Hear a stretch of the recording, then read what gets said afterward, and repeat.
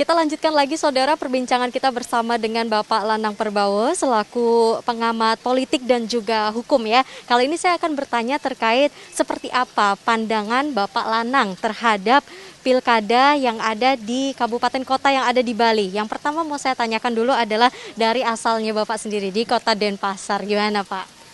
Ya, kalau di Denpasar ini kan kandidatnya semua baik, kompetitif dan sudah melakukan sosialisasi tentang program-programnya.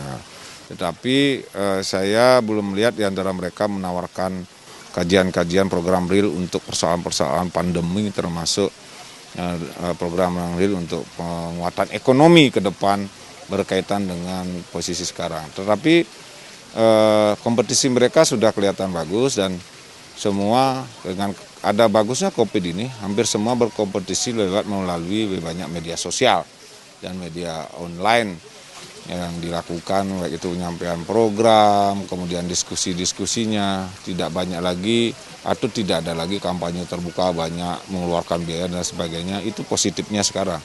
Sehingga lebih banyak dialog-dialog interaktif, dialog-dialog melalui media sosial dan sebagainya. Tetapi siapapun nanti yang terpilih, saya harapkan kota Denpasar ini menjadi rujukan bagi kota yang lain untuk dari segi pelayanan yang lebih bagus, kemudian juga tingkat ekonomi yang selama ini turun menjadi naik, kemudian juga tingkat keterbukaan informasi agar masyarakat bisa melakukan semacam keluh kesah klaim terhadap persoalan-persoalan yang terjadi di Denpasar.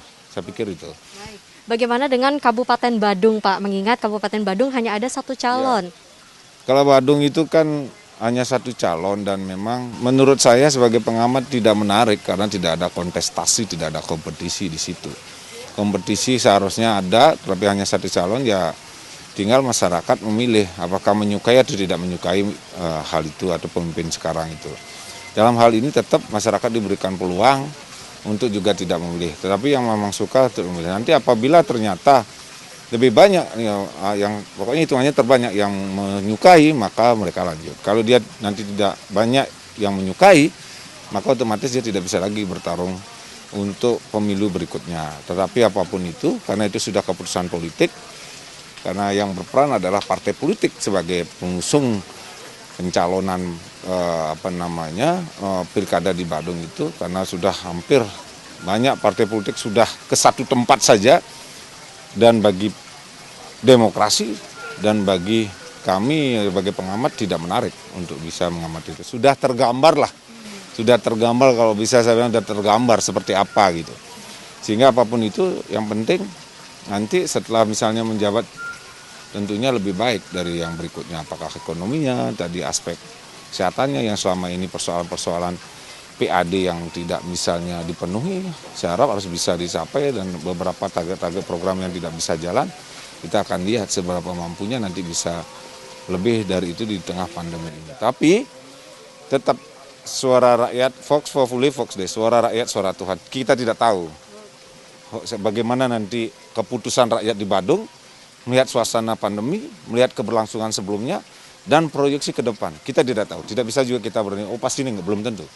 Kita lihat, cuman sayangnya tidak ada di Badung itu yang seperti di daerah lain, misalnya yang calon tunggal, di sisi lain ada yang mengkampanyekan atau melawan kampanye calon tunggal atau menentang calon tunggal gitu. Nah ini di Badung sepi saja, jadi tidak ada yang kampanye kotak kosongnya nggak ada gitu. Kalau di beberapa tempat kampanye itu dilakukan ketika ketidakadilan atau persoalan di daerahnya banyak terjadi, maka ada kampanye untuk melawan incumbent gitu. Baik, kalau berikutnya Kabupaten Bangli Pak, seperti apa kalau menurut Bapak persaingannya? Bangli sekaligus sama Karangasem ini sangat menarik ya. Pertama, kalau di Bangli ini tidak ada incumbent. Tapi di sisi lain adiknya Bupati mencalonkan, yang dulu PDI sekarang gabungan. PDI wakilnya mencalonkan. Jadi saya kira Bangli lumayan kompetisinya lumayan relatif relatif sengit lah dalam tanda kutip. Artinya masih kemungkinan berimbang kekuatannya, karena satu sisi di backup kekuatan politiknya oleh Bupati yang kemarin adiknya, kemudian sisi lain sekarang lawan PDIP. Ya, ini sesuatu yang lumayan. Tetapi apapun itu saya harapkan teman-teman kandidat ataupun nanti pasangan calon termasuk pendukungnya partai politik tetap melakukan hal-hal yang baik. Dan tentu sekali lagi masyarakat Bangli sama juga kemarin di posisi debat itu menanyakan apa yang akan dilakukan program untuk menyelesaikan kasus corona yang makin meningkat, ekonomi yang menurun, sosial yang tidak bisa berjalan, kemudian beberapa yadnya tidak bisa dilakukan secara seperti biasanya, semua serba sulit. Nah ini jelas dengan kompetisi yang sengit ini masyarakat berkesempatan juga untuk menanyakan apa komitmennya terhadap persoalan sekarang ini, dan sekaligus juga kandidat harus mempunyai komitmen dan memberikan tawaran yang bagus kepada masyarakat. Tadi gitu, tawaran dari kandidatnya bagus, masyarakat pasti akan berbondong-bondong memilih begitu. Itu sama seperti Kabupaten Karangasem Pak ya, sama sengitnya? Ya kalau Karangasem sengitnya kan karena kompetisinya lumayan bagus itu, atau ada kompetisi yang hampir kuat itu karena salah satunya incumbent, jadi Bupati Mas incumbent, wakilnya aja yang berubah, yang masih memimpin saat ini, kemudian melawan kekuatan PDI Pak Gede Dane yang juga secara konsolidasi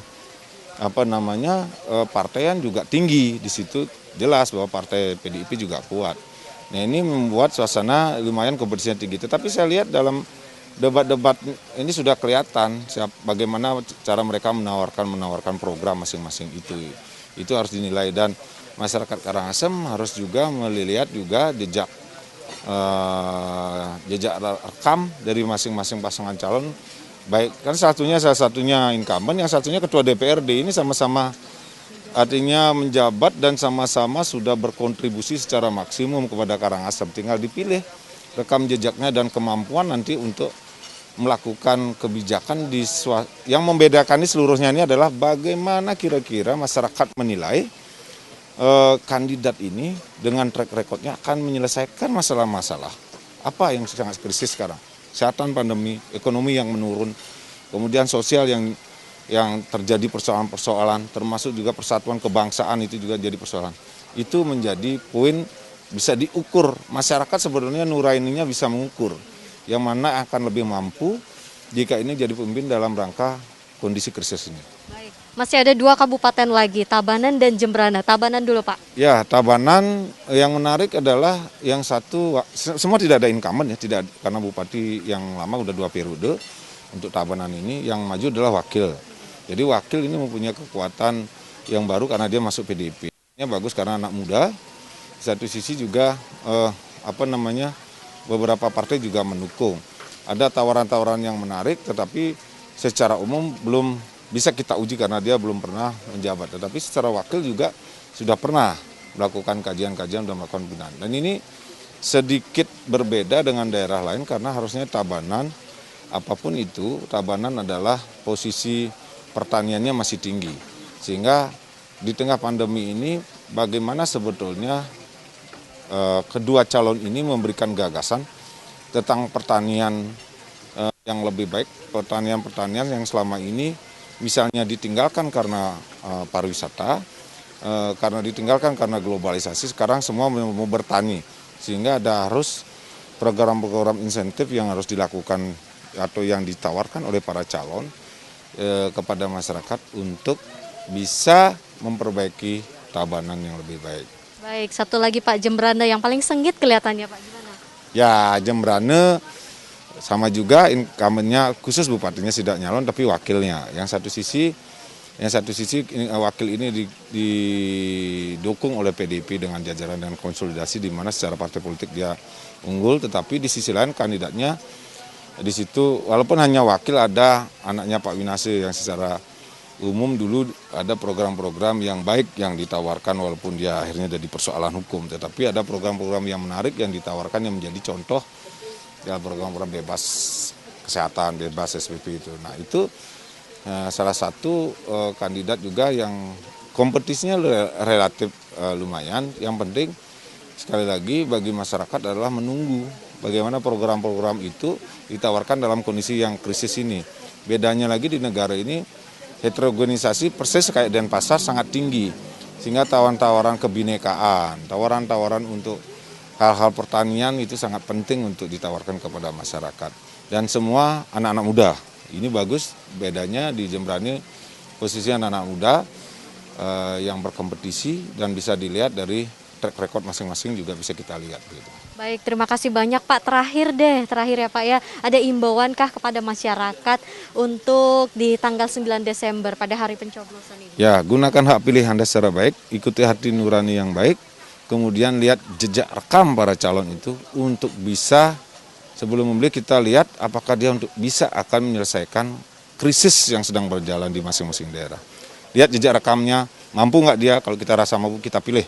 Yang kira-kira mampu menyelesaikan kasus-kasus krisis ekonomi, kesehatan, maupun pertanian di masing-masing daerah. Baik, terima kasih banyak Bapak Lanang Perbawe atas kesediaannya untuk hari ini, atas beberapa pertanyaan yang juga sudah saya tanyakan tadi. Ingat saudara, tanggal 9 Desember 2020 nanti gunakan hak pilih Anda, datang ke TPS masing-masing. Sesuai yang dibilang sama Pak Lanang, yaitu adalah lihat rekam jejak calon-calon Anda seperti apa. Jika bisa menyelesaikan masalah yang sebelumnya sudah dilewati, maka pilihlah dia. Permana Dewi, Sang Putu Aryase, Kompas Dewata.